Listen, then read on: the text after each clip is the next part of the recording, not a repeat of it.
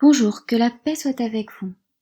Ce qui vient de se passer en Turquie est très important, puisqu'il est dit que le Mahdi irait chercher l'épée du prophète Mohammed, qui se trouve actuellement dans la mosquée à Istanbul, qui en fait est une église reconvertie après avoir servi de musée pendant un temps. Il me semble improbable que le Mahdi entre dans cette mosquée. Pourquoi ? Comme le rappelle le cheikh Imran Hossein dans la vidéo dont je remets le lien ci-dessous, le prophète Mohammed s'était engagé à ce que les lieux de culte chrétiens restent propriété des chrétiens. Il y aurait d'autres raisons, mais j'y reviendrai plus tard. Dès lors subsiste un risque, c'est qu'un faux Mahdi vienne, s'arroge le droit de prendre possession de cette épée. Et pour cela, il rallierait les musulmans des autres pays, finirait sa course en Turquie et donc assurerait l'hégémonie d'un pays musulman sur le monde musulman qui ferait cette fois-ci bloc autour du Mahdi. Donc, dans cette configuration, on peut imaginer raisonnablement que ce serait la Turquie. Ainsi, le centre de gravité du monde musulman se déplacerait plus au nord et cette situation amplifierait donc les tensions entre le monde chrétien et le monde musulman. D'autant qu'il y a déjà une poudrière que constituent les relations entre l'Arménie et l'Azerbaïdjan, comme le souligne le cheikh.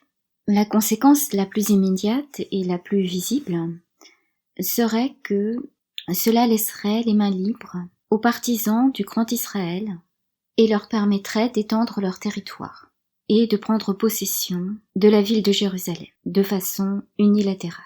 Pour cela, il faudrait que l'attention des musulmans et des chrétiens et que leurs forces armées soient mobilisées ailleurs. Alors rien de tel qu'une poudrière que constituent les pays où se côtoient les chrétiens orthodoxes et les musulmans, qui n'attendraient qu'un prétexte pour s'enflammer et embraser les pays non seulement limitrophes, mais peut-être bien toute l'Europe jusqu'au pourtour de la Méditerranée.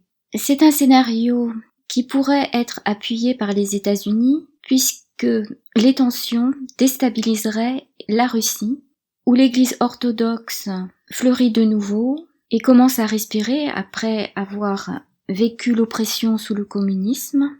Cela affaiblirait la Russie qui est obligée de s'allier avec la Chine pour contrer les États-Unis. Mais la Chine, ne l'oublions pas, est un pays communiste qui non seulement veut imposer à sa population le crédit social, mais veut vendre ce modèle dans le monde entier. Un affaiblissement de l'Église orthodoxe serait funeste dans cette perspective. Un autre élément ajouté serait la venue du faux Messie, du faux Jésus. Vraisemblablement viendrait un premier antéchrist et qui pourrait être identifié sous la personne du faux Mahdi et qui servirait de faire valoir à celui qui devrait l'anéantir et qui viendrait sur des nuées, qui se ferait passer donc pour Jésus, mais qui serait en fait le véritable antéchrist. Se pourrait-il qu'il soit le Mashiach qu'attendent les Juifs, puisque selon eux, s'ils sont méritants, ils viendraient sur les nuées, et si ce n'est pas le cas, sur un âne. Eh bien, je dirais donc qu'il est déjà entré à Jérusalem sur un âne. Et je lis le passage de l'Évangile selon saint Marc, du verset 7 à 11. Ils amènent l'ânon à Jésus, et ils mettent sur lui leur manteau, et il s'assit dessus. Et beaucoup de gens étendirent leurs manteaux sur le chemin, d'autres, déjonchés de verdure qu'ils coupaient dans les champs. Et ceux qui marchaient devant et ceux qui suivaient criaient « Hosanna, béni soit celui qui vient au nom du Seigneur, béni soit le royaume qui vient de notre père David, Hosanna au plus haut des cieux. » Il entra à Jérusalem dans le temple et, après avoir tout regardé autour de lui, comme il était déjà tard, il sortit pour aller à Béthanie avec les 12. Alors question, sont-ils plus méritants aujourd'hui qu'hier ? Tic-toc, tic-toc, tic-toc, tic-toc. Eh bien, je dirais qu'il reviendrait plutôt sur un âne. Mais comme il est déjà venu, qu'il a été crucifié, et que tout a été accompli sur la croix, il est clair qu'il ne reviendra pas que pour le peuple juif. Alors ceux qui embrassent la religion juive ont toujours la possibilité de rejoindre les chrétiens. Bien entendu, il faudrait qu'ils apprennent à partager avec les autres peuples, à se dire qu'ils se sont trompés sur toute la ligne, ils n'ont plus le monopole. Je comprends que cette vérité est dure à avaler, mais il vaudrait mieux le faire maintenant, tant qu'il est encore temps. Mieux vaut tard que jamais. Alors pourquoi n'était-il pas méritant? On a déjà un indice dans ce même 11e chapitre, et je lis du verset 15 au verset 19. Ils arrivent à Jérusalem. Étant entrés dans le temple, il se mit à chasser les vendeurs et les acheteurs qui s'y trouvaient. Il culbuta les tables des changeurs et les sièges des marchands de colombes, et il ne laissait personne transporter d'objets à travers le temple. Et il les enseignait et leur disait, « N'est-il pas écrit, ma maison sera appelée une maison de prière pour toutes les nations, mais vous, vous en avez fait un repère de brigands. » Cela vint aux oreilles des grands prêtres et des scribes, et ils cherchaient comment le faire périr, car ils le craignaient, parce que tout le peuple était ravi de son enseignement. Le soir venu, ils s'en allaient hors de la ville. Les prêtres et les scribes ont failli à leur mission, et je pense que c'est toujours le cas aujourd'hui, et que cela concerne aussi les chrétiens. Donc, les Juifs, pas plus que les chrétiens, ne méritent que Jésus revienne sur les nuées maintenant. Et de toute façon, nous avons des indices dans l'Apocalypse de Saint Jean qu'il reviendra plus tard lorsque les nations seront évangélisées, c'est-à-dire après le second combat eschatologique. Il est dit que le Mahdi parlerait devant l'assemblée des croyants et que Jésus se tiendrait derrière lui. Eh bien, je pense que cela se ferait justement après le second combat eschatologique, c'est-à-dire après que Jésus sera venu dans la gloire de Dieu. Je suppose donc qu'après les 7 à 9 ans pendant lesquels le Mahdi sera actif, le Mahdi combattra la bête et la marque de la bête, eh bien, il fera partie des heureux élus qui bénéficieront de la première résurrection. Comme on peut le lire au chapitre 20 de l'Apocalypse de Saint Jean, du verset 4 à 6.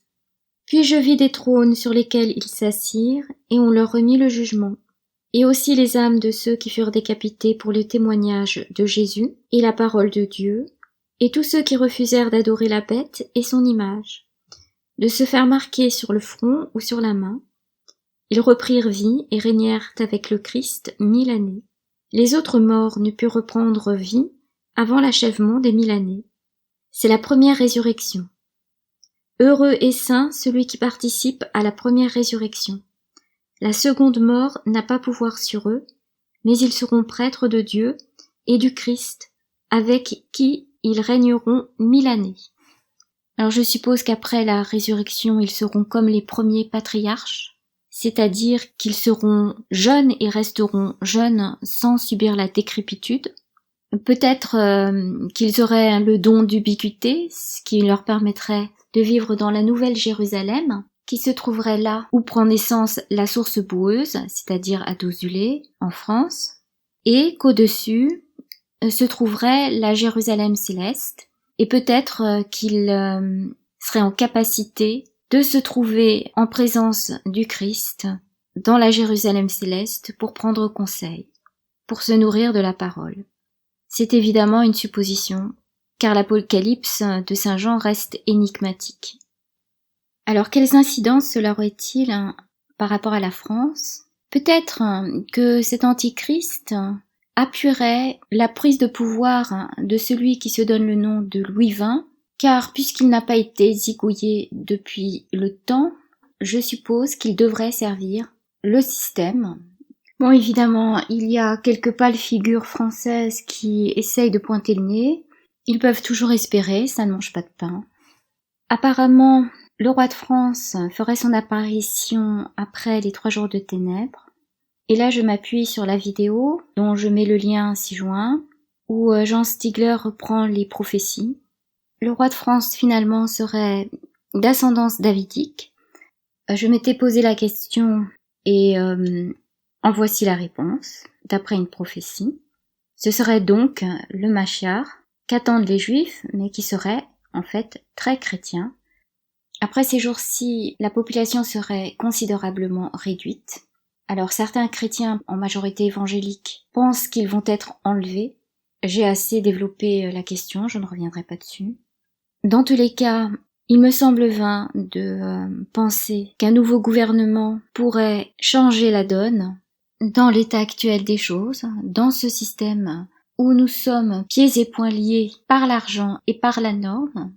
Si l'on devait imposer un autre système sans que les personnes aient la volonté d'être meilleures, il faudrait l'imposer par le communisme, le crédit social, donc d'accepter d'être réduit en esclavage, et cela pourrait bien se vendre auprès des jeunes qui s'imaginent un communisme tout rose. C'est ce qui explique la volonté de ceux qui veulent imposer la gouvernance mondiale de nous imposer un puçage par le biais du vaccin, puisqu'ils savent que l'argent et la norme disparaîtront après un temps intermédiaire, après un laps de temps où la crypto-monnaie fera la jonction.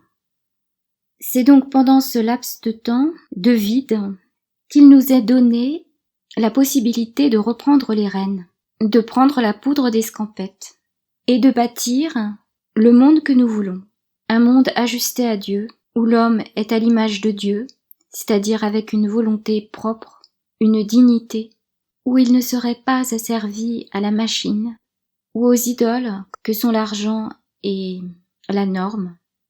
C'est donc dans cette phase intermédiaire que réside un danger pour ceux qui veulent nous imposer la gouvernance mondiale, et c'est pour ça qu'ils font le forcing, je suppose, pour imposer le vaccin et parallèlement le puçage, afin de verrouiller le système et de ne laisser à la population aucune porte de sortie.